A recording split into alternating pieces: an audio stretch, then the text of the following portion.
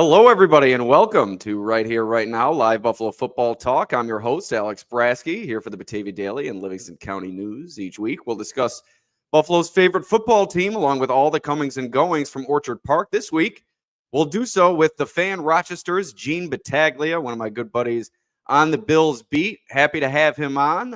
It'll be his maiden voyage on the show, so we'll make him feel extra welcome, excited to break down Bills OTAs. Let's get to it.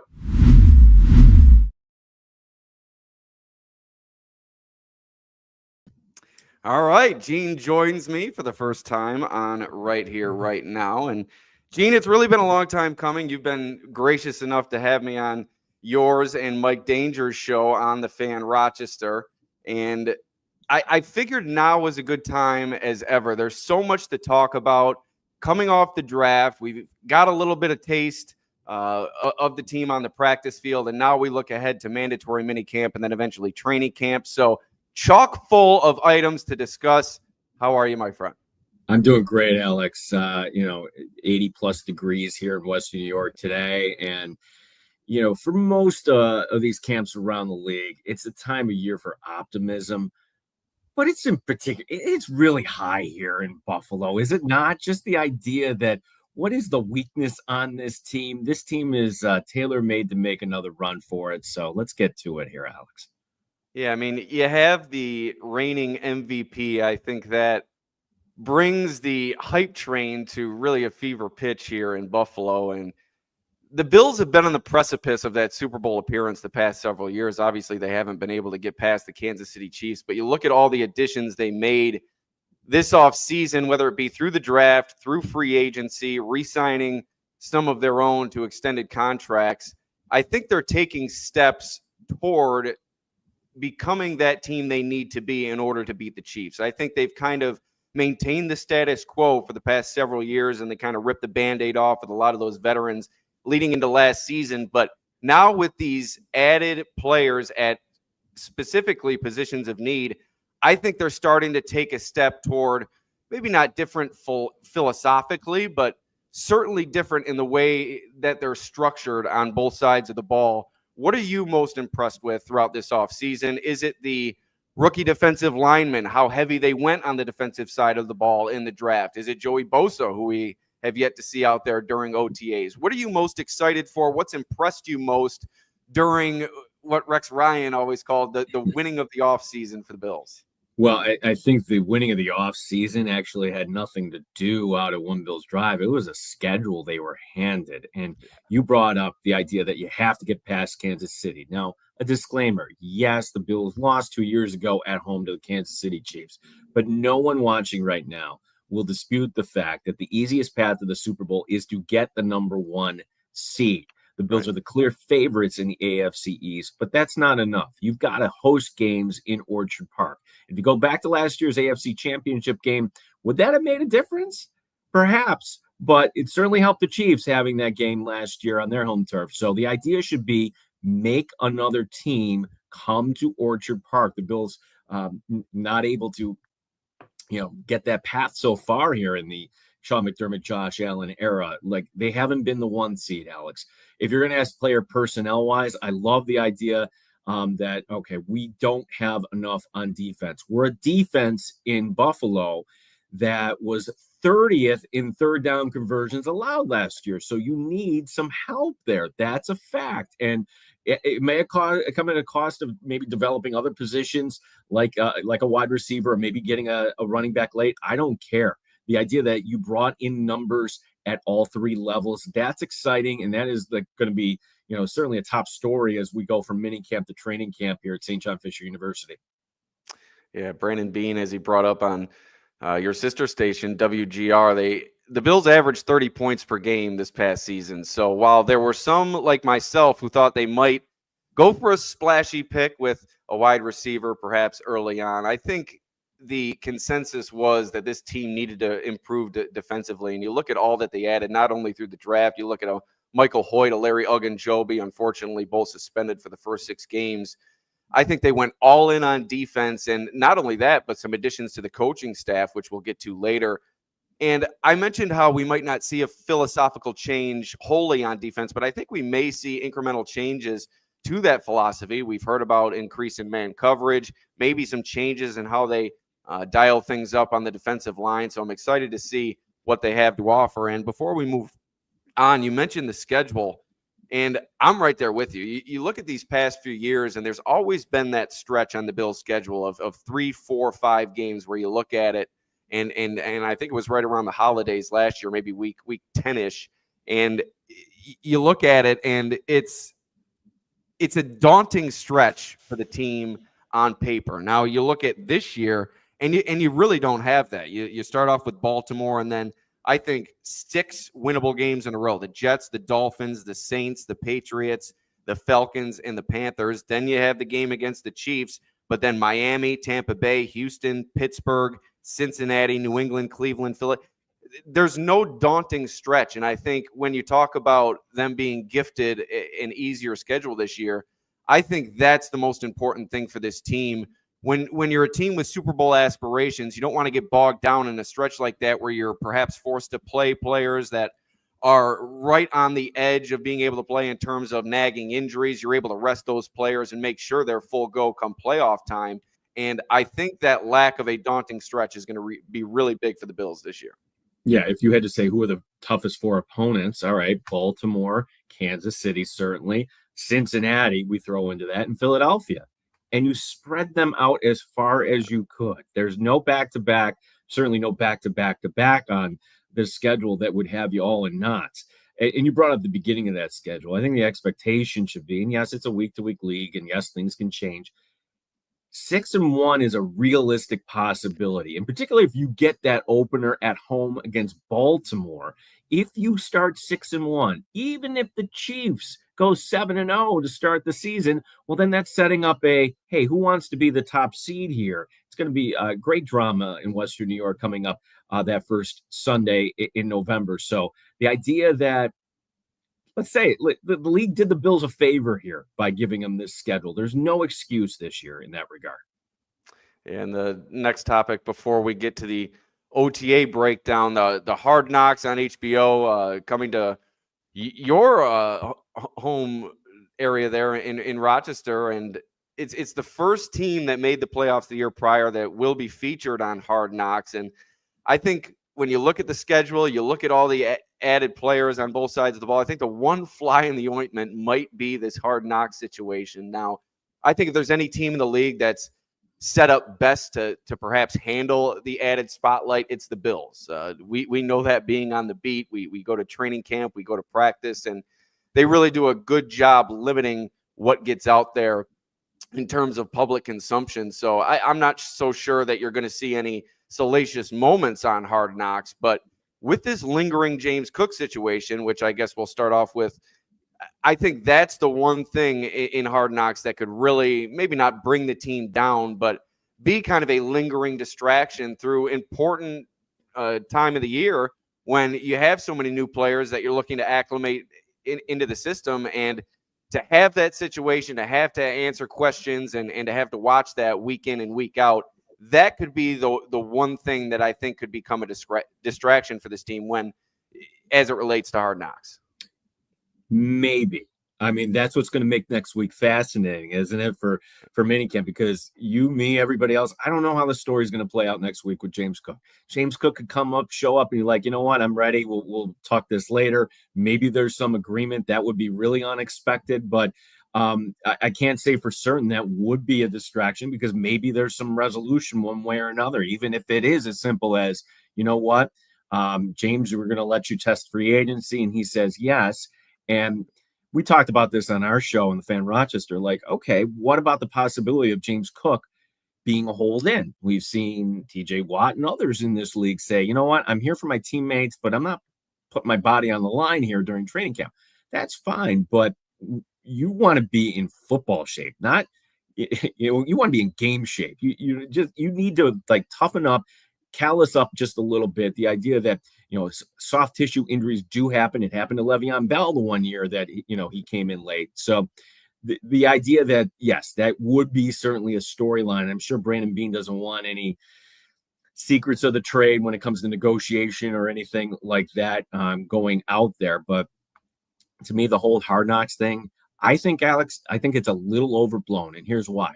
Because I ask people this question, it stops them dead in their tracks. When was the last time you watched Hard Knocks from beginning to end, every episode? Right. Hard Knocks, if it's your team, you love it. You're all in. We get busy. We'll see the clips. We'll see the highlights. They just don't be the clip. Don't be the thing that people are going to point out and say they watch the show. The answer for me was 2014. I had to think about it and look it up. That was Atlanta. I'm like, oh my gosh, that was already 11 years ago. When Hard Knocks started, we didn't even have these things in our hands, cell phones. Right. This generation it's grown up with having somebody at all times shoot something. So it's going to be a little different being mic'd up at different parts, but I don't think it's going to be all that much a distraction because, yes, it's Hard Knocks, but the Bills do their embedded series. A lot of these teams do their own thing. And Hard Knocks, the Bills will have some control about what goes out there. So I think it's a welcome opportunity. I think people in Rochester are very excited here to show off what the Fisher campus, what Pittsburgh looks like here in the summertime. Yeah, maybe we'll see them down at Pittsburgh Dairy, one of the hot spots. Maybe we'll see the garbage plate being featured. I'm sure we will see the garbage plate. That's got to be featured on there. But they'd have to go off campus. You'd have to venture into the city. But if you want a good plate, have one delivered. I can tell you where to go. So have one delivered. I think we've seen that before on set at your show, perhaps. Yeah, that's right. Yeah, we'll set this up. We'll make sure that you're set up. We're in the Pelicano Pavilion, the little mini radio row there with WGR as well as the One Bills live show.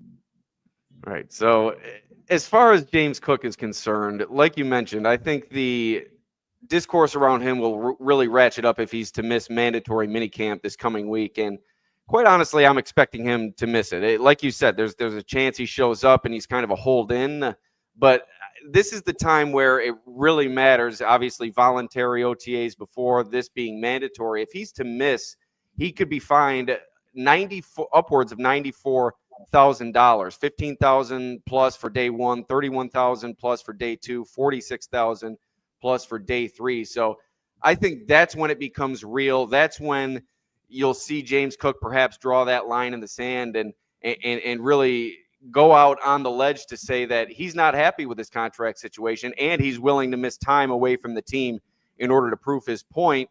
He's asking upwards of $15 million per year, and as we see these running back deals continue to be signed throughout this offseason, Saquon Barkley obviously broke the bank recently, and that really kind of spearheaded James Cook's campaign for added money in his contract. But I think 15-20 is a little bit too rich for my blood when it comes to James Cook. He's not a complete running back quite yet. I think he's going to have to do that this year if he's given the opportunity in order to warrant that type of money in terms of a new contract. But when you look at a player that comes off the field on third down, yes, he added the touchdowns in terms of his repertoire last year, but kind of struggled to produce those touchdowns early in his career.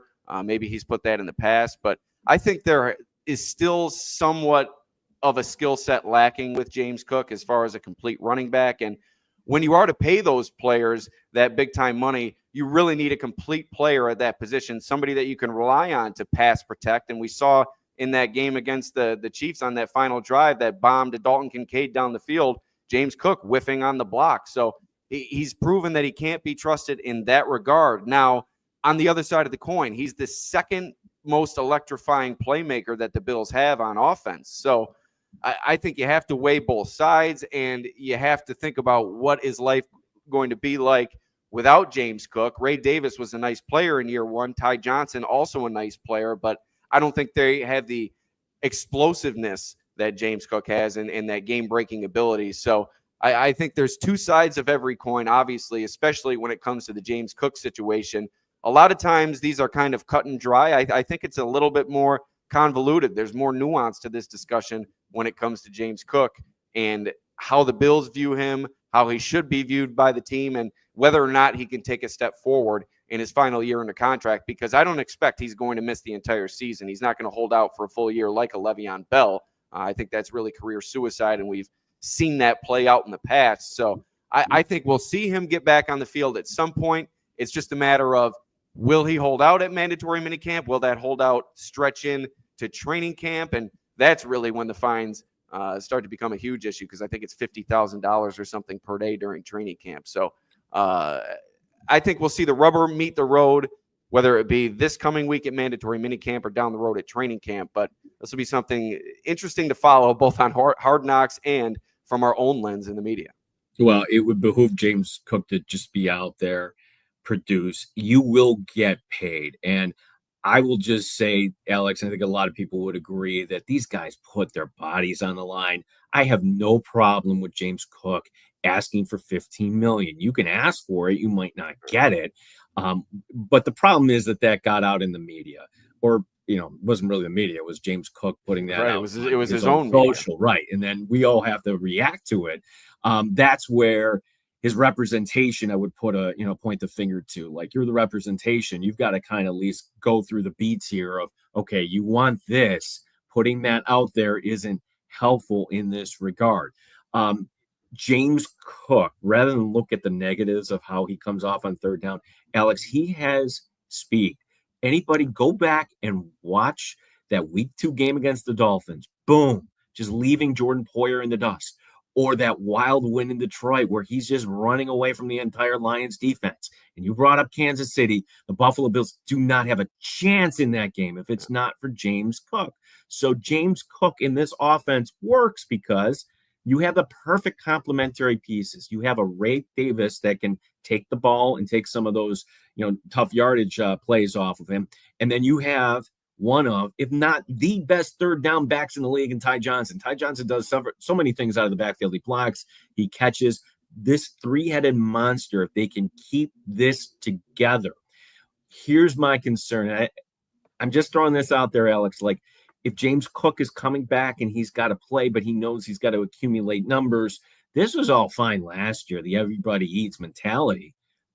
But Ty Johnson and Ray Davis are not playing for a contract this year. Will James Cook be okay still in that same role of coming off the field on third down? It blows my mind that James Cook was not out there to start that Kansas City drive. You weren't doing a 2-minute offense. You had the ball with 3.5 minutes to go. That is ample time there. So I will always have that in the back of my mind that, no, they didn't have the right guy out there. Your best running back on first down should have been James Cook. So to me, I'm a little bit of a James Cook truther.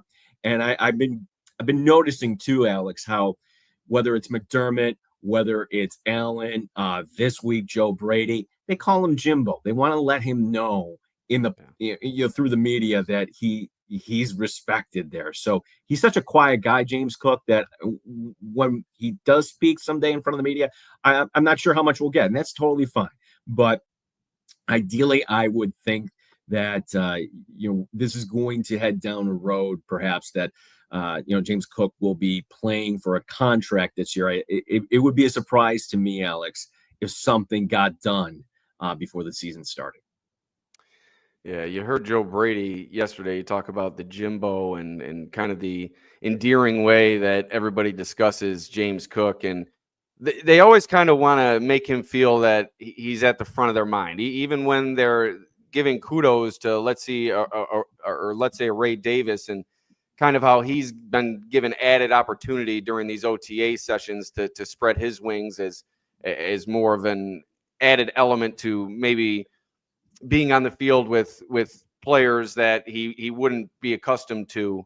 I'm stumbling over my words because you really can't say too much when it comes to these practices. So obviously there's added opportunity for Ray Davis there with a player like James Cook not at practice. So when Joe Brady's asked about that, he's always making sure, we're waiting for Jimbo to come back, and then he'll go on and talk about Ray Davis.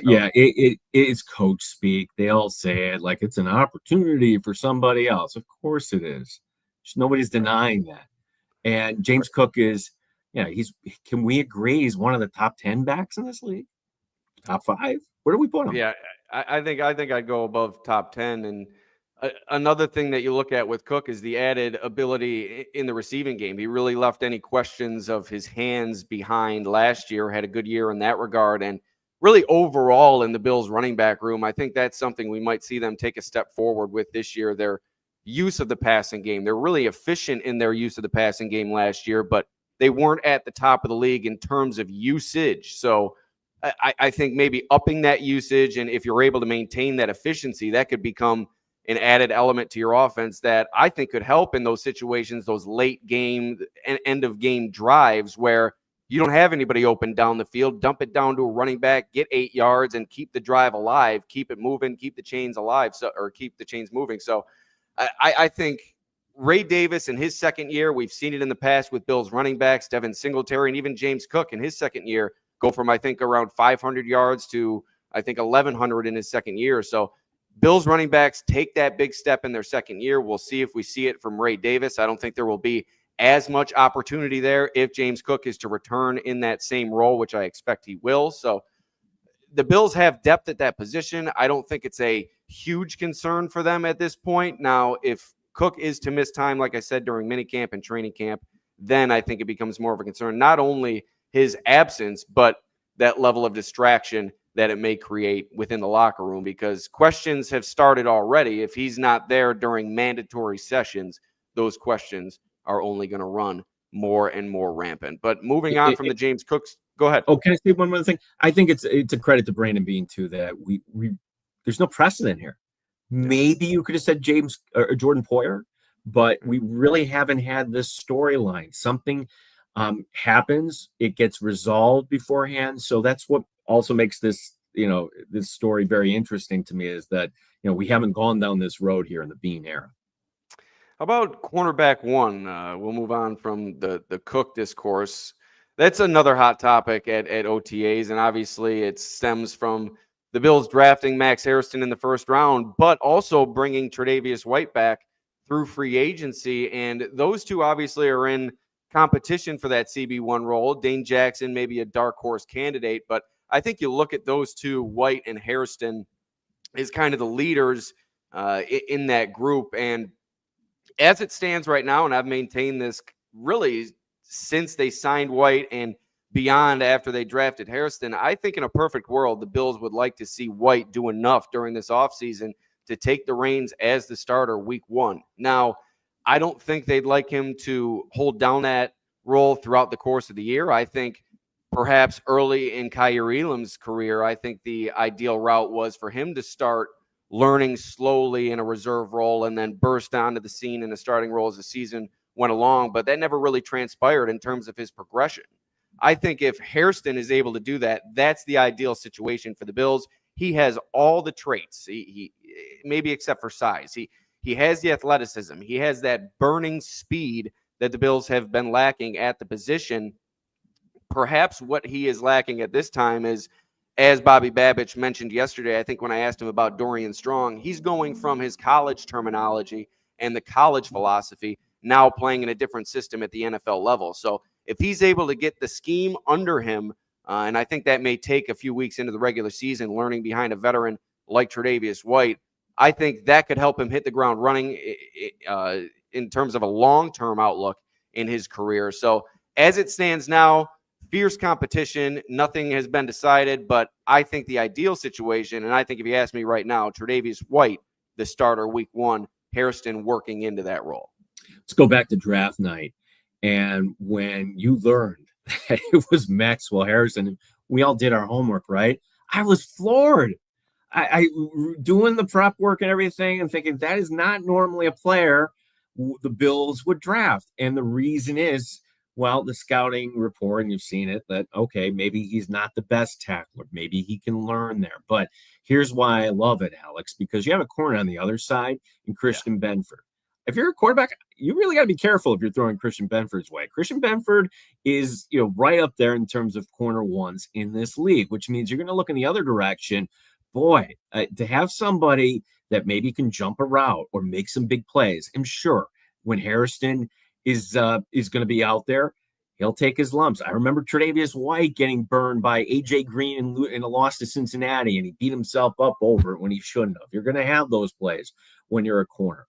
Are we sure that Tre'Davious White is back? Everybody looks great this time of year. And I think the perfect world you describe, Alex, that Tre'Davious White to start here, and then at some point handing the reins over. Tre'Davious White at some point, with the Rams last year was not very good. A little spotty up and down with Baltimore, a little bit better, but his track record in Buffalo was, 2 major injuries, and after the first one, it was a little slow to come back. And just when you started to see signs that Tre'Davious White was turning the corner, he gets hurt in that Miami game. So, and you've been around him, it seems like he's the old Trey White. He's a player that really wears his heart on his sleeve. This is my opinion, that when things are good, when he's loquacious and he's talking. Alex, he hardly talked at all to reporters his last year in Buffalo. And I think that was part of it, was that, he was just kind of down on, where he was at, whether it was his, his health or whatever. So the idea that you have a reinvigorated Tre'Davious White here is a good sign here in the month of June. Yeah, talk about him not really speaking to the media. I think it was also difficult for him to come to terms with the fact that perhaps his prime years were behind him and he was transitioning into more of a veteran presence on a team rather than that top of the food chain, all pro level player that he had been in the past. Now, having been humbled this past year, having been cut from the Rams, having been a reserve for the Ravens, I think he's really welcomed that role much, much more now with the Bills, especially being in comfortable surroundings, knowing the situation that he's in, nothing will be handed to him this year, and knowing that the Bills drafted a young player that has similar traits to what he had early in his career. I think he's more than willing at this point to guide Max Hairston at this stage of his career. And he was asked about it yesterday, kind of how he's dealing with the two-sided situation that he's in, dealing with both being a mentor to a young player, but also trying to compete for a starting role. And I think a few years ago, that's something that he may have struggled a little bit more with, the veteran side of that, the mentor side of that. But he's really welcomed that, and he was very open with the media yesterday, and he was really high on Max Hairston, saying that it's only a matter of time before he becomes one of the best corners in the league. And watching them both at OTAs, it's kind of been a mixed bag. I think in week 1 of OTAs, when Josh Allen was there, Tre'Davious White got beaten a few times during 7-on-7 and 11-on-11. I have it here. He was beaten for a touchdown against Curtis Samuel and beaten downfield by Elijah Moore, 2 players that possess plenty of speed. So I think that's something that he's going to struggle with this year. If he's matched up against a speedy wide receiver, there's going to be that chance that he gets beaten down the field. But I think his savviness, his comfortability within the system, something that he says he's regaining as the days and weeks go on here during OTAs, I think that can serve him well and maybe cover up some of those deficiencies that he has in terms of his athleticism and speed. And that's not something that Hairston is lacking whatsoever. I think that's something that is apparent out there. I mentioned that there may not be that comfortability in the scheme yet with Hairston, but that's to be expected, being a rookie. We saw it yesterday. He was matched up with Keon Coleman and maybe struggled on the route initially. Keon Coleman burning past him and Mr. Trubisky delivering a beautiful ball and Coleman letting the ball go right through his hands. I think some others saw it differently, but I was right ahead of the play, and I think two others said that Hairston got his hand in there, but I was standing there with Andy Young, and we both saw the ball really go right through Coleman's hands. He was about a step and a half in front of Hairston at that point. So I think there will be growing pains with Hairston, but as we see him go along and he gets that tutelage from Trey White and the coaching also that has been fantastic here in the secondary, with Babbage having experience coaching the secondary and what Sean McDermott has done for the Bills corners and safeties over the years. I think the sky is the limit for Hairston, but at this point, I think that the team might be more comfortable with Trey White. And then you can't totally count out Dane Jackson. I mean, they brought him back here for a reason. That was obviously before they made the selection of Hairston, but that's another veteran player with experience in this system, and he doesn't jump off the page at you, but he's someone that you can rely on to be relatively consistent within a familiar scheme. So it'll be interesting to see how CB1 plays out. And you mentioned Christian Benford on the other side. That's going to help any player fit in on the opposite side. Benford able to take on those difficult assignments, although the Bills really don't travel with a wide receiver as often as perhaps other teams do. No, yeah, and I'm glad you brought up Dane Jackson, because I think Dane Jackson, as a tackler, as a guy knowing his assignments, he's fine for this team. He's a player, Alex, that if he doesn't make the 53, I could see him taking that Josh Norman role where, hey, you're going to be on the practice squad and we may elevate you a few times if we need some depth there for whatever reason. So I think Jackson here, if you're comparing this to the end of last year, though, when Christian Benford went out in that AFC Championship game, if you look back, you had Rasul Douglas and Kyer Elam. And then what? Jamarcus Ingram. Right. So there's some different the floor has been raised, as they say. Yeah, for sure. And you mentioned Dane Jackson, maybe a candidate for the practice squad or something of that nature. He mentioned yesterday when we spoke with him after practice, he has no ego, especially at this stage of his career. I'm not sure if he ever had an ego, but I think he's willing to do whatever it takes to help this team. And knowing the situation that the team is in, being on the precipice of that Super Bowl appearance, I think he's willing to, like I said, fill whatever role is needed moving forward. So we'll see how the cornerback position plays out. But something else I think that has really got the eyes of everybody is the development of Keon Coleman and also Dalton Kincaid, two very important players in terms of the team's ability to take that next step offensively. Now, you say, oh, that next step offensively, they scored 30 points per game last year. James Cook, franchise record in rushing touchdowns. Josh Allen, MVP.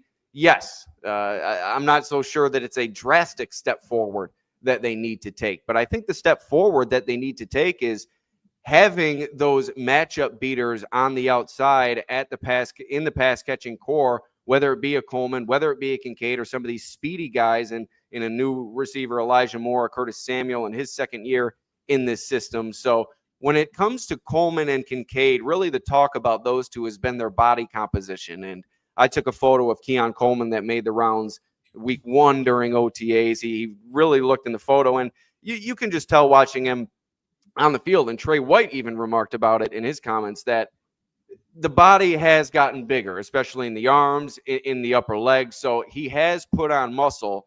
Kincaid maybe not as noticeable, but from all accounts, to everybody that you talk to, and Joe Brady yesterday saying that Kincaid is living in the facility and more specifically in the weight room at One Bills Drive. I think that's going to be something to watch, whether or not we see them kind of reap the benefits of that added strength. Can Keon Coleman become a stronger player at the point of the catch? We saw him show flashes of that last year, but also some weak points as well. And I think Kincaid, he's never going to be that big bruiser on the outside that's going to be able to line up and run block and run down the field and rob Gronkowski you 15 yards down the field. But he does need to be able to hold his own and be able to withstand the rigors of a 17-game regular season schedule, which we saw him struggle to do last year with the knee injuries, which I'm not so sure it's a huge issue still at this point, but he is wearing, I believe it's just a wrap or some sort of sleeve on that knee. So it does seem to be somewhat of a lingering concern. So I think there's questions for both players, but all accounts so far from the coaches, and like you said, it is a lot of coach speak, but I think especially with Coleman, you do see some of the results really ripping through his jersey as you see him running around out there.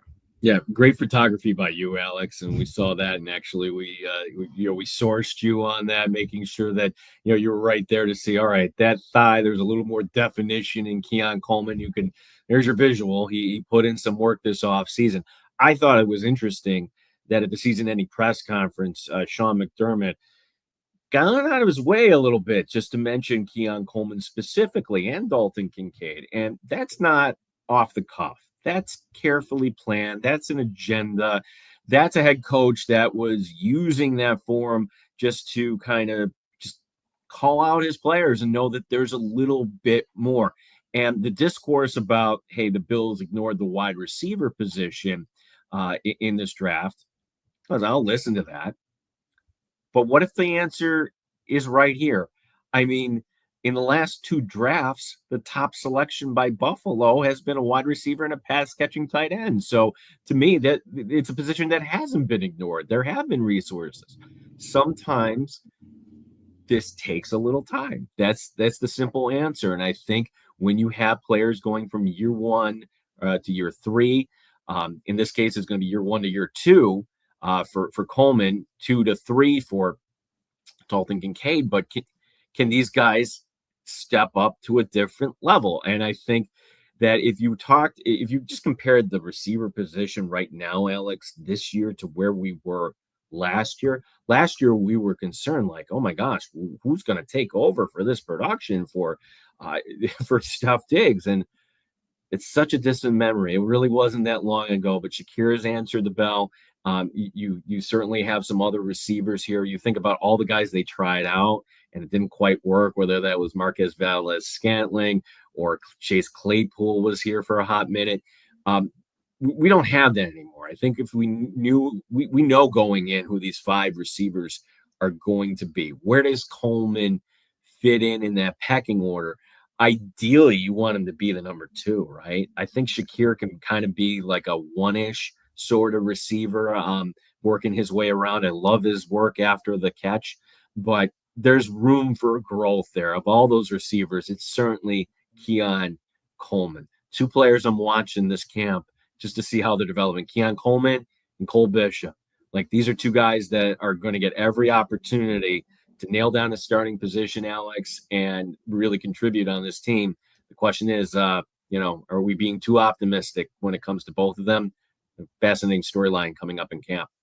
A little foreshadowing. Next topic will be Cole Bishop, but Kincaid, a very solid week 1 of OTAs when Josh Allen was there, was found for a couple touchdowns and really a vintage, if you can call it that, Dalton Kincaid touchdown, stretching with one hand, coming away with a nice catch near the goal line. So I think the confidence is there for Kincaid this year. Maybe that was lacking a bit last year, going through some tribulations with that knee injury and what he experienced in terms of coming back from that. Same thing can be said for Keon Coleman with the wrist injury he experienced last year. So I think confidence is a big thing for these 2 players. And while you look at it from the outside looking in, it doesn't seem like Keon Coleman is ever lacking confidence. I think as a young player, when you're forced to sit down, I think that can be a little bit jarring. And maybe we saw some ill effects from Coleman last year. But that route that he had against Max Harrison on that rep yesterday down the left sideline, and then followed it up by beating Harrison across the middle and making a leaping catch.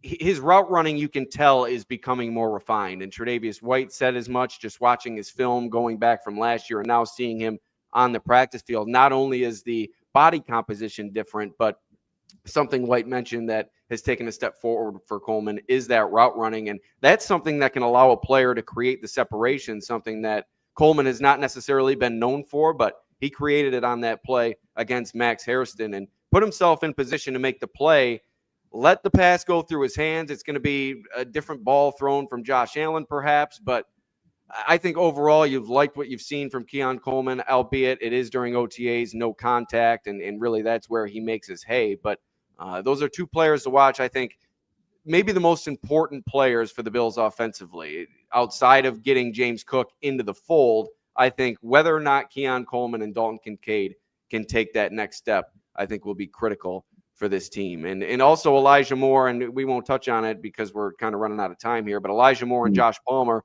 are also going to be key components. Tre'Davious White saying that, and unprompted, that Moore is going to be a big-time player for the Bills. So I think there is perhaps some question whether or not he'll make the team. I don't think there's a lot of question, but I think there was when the Bills signed him.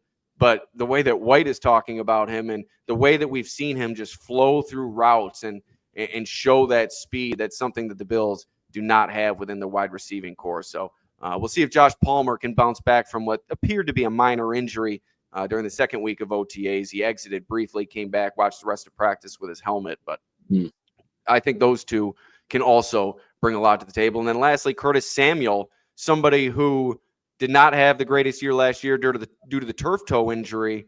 I think him being more comfortable in this offense, going into the season, hopefully fully healthy, his speed can also be something that can carry this group forward. But you mentioned Cole Bishop potentially taking over as the starting safety.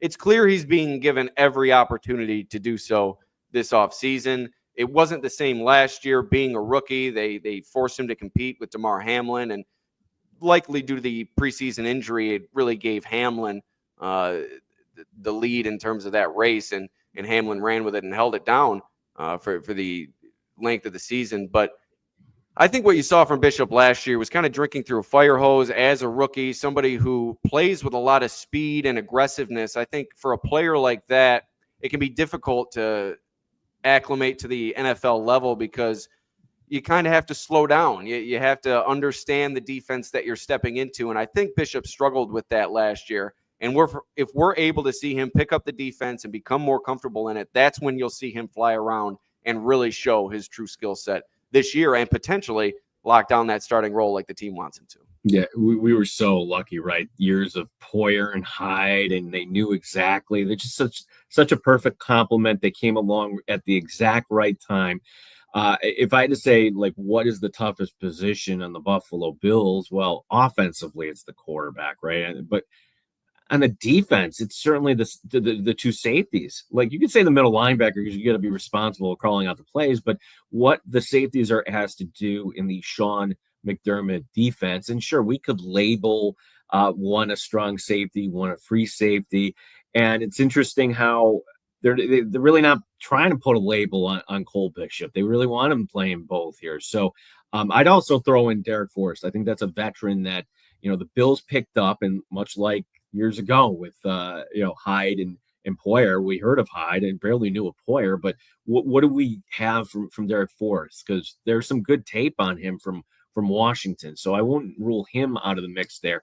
They like Damar Hamlin, and I like Damar Hamlin, but ideally I would love to see Cole Bishop take this job, or maybe the promise of Derek Forrest. So if you had to say what is the most interesting camp battle, I know fans gravitate to the wide receiver, but to me, the safety, because I can't tell you right now who's going to be starting next to Taylor Rapp coming up week 1, Alex. Yeah, there was some question whether the Bills were going to draft a safety, and some of that question surrounded whether the team wants to move forward with Taylor Rapp as one of their top safeties. And the way you hear Bobby Babich talk about Taylor Rapp, Sean McDermott talk about Taylor Rapp, and frankly, the performance from Taylor Rapp last year, I was really impressed what I saw from Taylor Rapp, especially with Damar Hamlin next to him, somebody who had not played a full season as a starter before. I think he really performed well this past year and set himself up to be the cornerstone of that group moving forward. We'll see if he gets another contract with this team, but I think he's a key player for them. And with Damar Hamlin missing Tuesday's OTAs this week, that gave Derek Forrest some added opportunities. So that'll be something interesting to follow. We saw his name is Mike Edwards last year be brought in, and there was a lot of hype around him, what he could potentially do for this team, fitting in as a potential starter, but he never really latched on. We'll see if Derek Forrest can potentially latch on a bit better. I want to say the starting role is between Bishop and Hamlin. I don't know if they'd want to put a new player within their system back there, especially after committing last year to Hamlin and Bishop the way that they did. But I think there is an outside chance maybe we see Hamlin fit in there if Bishop isn't able, like I said, to pick things up as quickly as the team would want to. Last thing on the defensive side of the ball, the defensive line. Actually, I'll wrap two things in here. There's not really much to watch on the defensive line when they're out there not wearing pads or not able to hit. But Michael Hoyt has stood out to me. His speed and his size. He's an extremely strong athlete, I would term him. Somebody who I think has a high ceiling for this team. He isn't of large stature. He isn't like a Greg Rousseau, somebody who towers over you with great length. But I think this is a player that can fit in nicely for the Bills. He has that versatility, and he'll be out for the first 6 weeks. But when we see him come back, I'm excited to see what he can do. I haven't seen much from Larry Ogunjobi. Like I said, it's tough to kind of judge these defensive linemen, especially when it comes to an interior defensive lineman. But Hoyt's speed and strength have been apparent to me. And the second thing I'll say with this last comment on defense, Dorian Williams has made plays both weeks of OTAs. He had a near interception of Josh Allen week 1, had a pass defense this past week. He's been in the backfield. I think he's starting to gain a firmer grasp of understanding on defense, and that really sets you up well in the future. There isn't great depth at the linebacker position beyond your top 3, and it's still kind of a question what you're going to get from Matt Milano, judging based off of his injuries the past few years. But with Terrell Bernard, who has also seemingly added a bit of weight this offseason, and then what you have from Dorian Williams in terms of his potential, I think that sets you up well moving forward. And excited to see how they use Dorian Williams this year. We saw him on the field at times last year, I think even when Matt Milano came back. So excited to see what he has to offer this defense, which is going to look a lot different than it did last year. In addition to the personnel in terms of the players, they also had Ryan Nielsen and Mike Pellegrino, two guys who I think are going to have their fingerprints all over things. We've seen it during practice already. Alex, pop quiz. Who led the Bills in tackles last year?